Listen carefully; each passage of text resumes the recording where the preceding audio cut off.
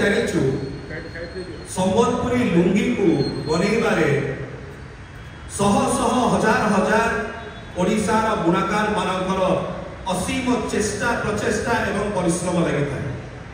राज्य में बुणाकार मानकर एक स्वतंत्र एवं सुदृढ़ अर्थनीति मध्य रही एवं सेमानकर उत्पाद जेतिकी लोकप्रिय ताकर उत्पादर चाहिदा मध्य यथेष्ट लोकप्रिय।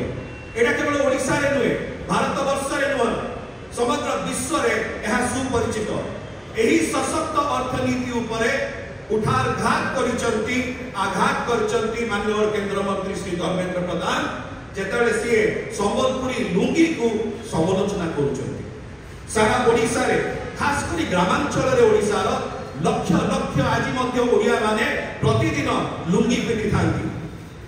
जेहेतु एई लुंगी बारंबार बारंबार जो यूज करा जाई थाए एटा केबे हेले खराब हुए नाही। एटा काहेकि कारण ओडिशा रो बुणाकार माने जो प्रकार उत्पाद करथांती से उत्पादर बलिष्ठता जको माननीय मुख्यमंत्री जो लुंगी पिंधि थिले ता संबलपुरी लुंगी एवं जहाँ पछरे अनेक बुणाकार पर मध्य परिश्रम रही। माननीय केंद्र मंत्री श्री धर्मेंद्र प्रधान ओडिशा बाहर बेसी वर्ष रही गले। केतले उत्तर प्रदेश रु आछंती, केतले मध्य प्रदेश रु आछंती, केतले बिहार रु आछुचंती। सेति पाई सेति बेसी समय कटौचंती।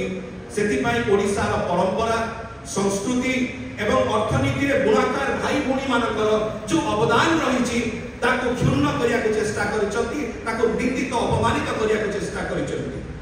माननीय केंद्र मंत्री श्री धर्मेंद्र प्रधान लक्ष लक्ष बुणाकार को पाखरे ओडिशा वासी को पाखरे खास करी संबलपुर वासी को पाखरे क्षमा प्रार्थना करबा दरकार।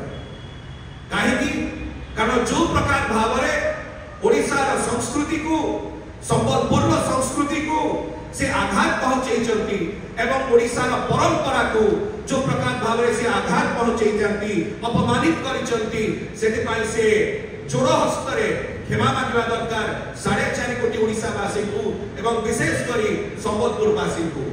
आज जो दुई भाई आमे लुंगी पिंधि के आसीचु एटा जणेवा पाई कि बिजु जनता दल जेते बेले जे कोनोसी बड़ व्यक्ति होंतु से माननीय केंद्र मंत्री होंतु श्री प्रधान होंतु कि जेते बेले से माने ओडिशा रो अस्मिता ओडिशा रो संस्कृति ओडिशा रो परंपरा संबलपुरी लुंगी विरुद्ध रे ठिया हेबे लक्ष लक्ष बुणाकार को विरुद्ध रे ठिया हेबे सेतले बिजु जनता दल एई लुंगी को पाथेय करिवो एई लुंगी को धरि करी आगे बढ़िवो। ये ओडिशा रो संस्कृति सभ्यता एवं परंपरा संबलपुर वासी पर यह एक ऐतिह्य एवं परंपरा विषय। बहुत